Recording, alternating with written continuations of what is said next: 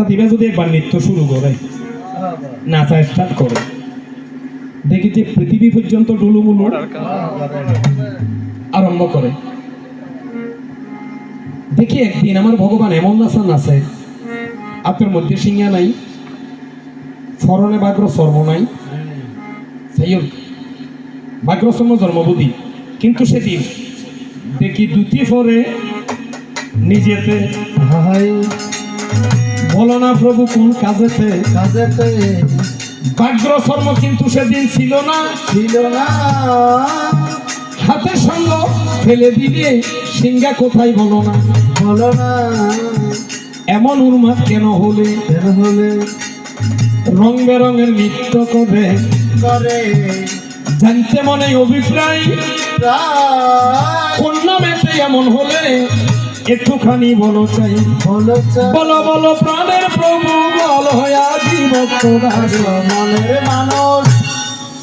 সুন্দর কথা তুলে ধরেছ, রাধে রাধে আমাকে ভালোবেসেছ, প্রমাণ পাইলাম তোমার বচনে,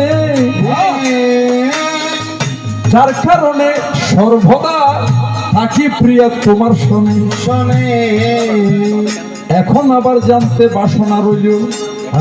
দেখুন অনরমাইয়ার অবস্থা ফুল আসার মধ্যে হই যে আর ইয়ান পুলি ফরগি গুই আর গান বাকি ন হওয়া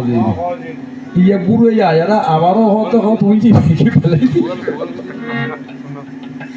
হনবালা মাইয়া বলে সংসার করির বৈতারণী। এবার শোনোই আমার প্রেয়সিনী, একদিন সাজালাম তোমাকে রাধারানী, মনে দেবে দেখো তাই যেদিন গিয়েছিলাম গোলক ধামে গোবিন্দের রাসের প্রসাদ পাওয়ার আশায়, আসার পরে বলেছিলে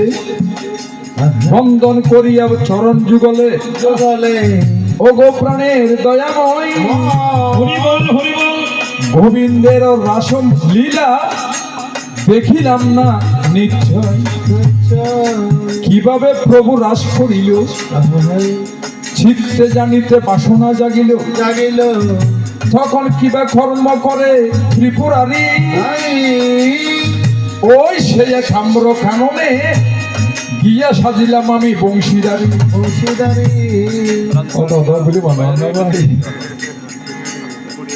আমি বাগ্র চর্ম ত্যাগ করিলাম,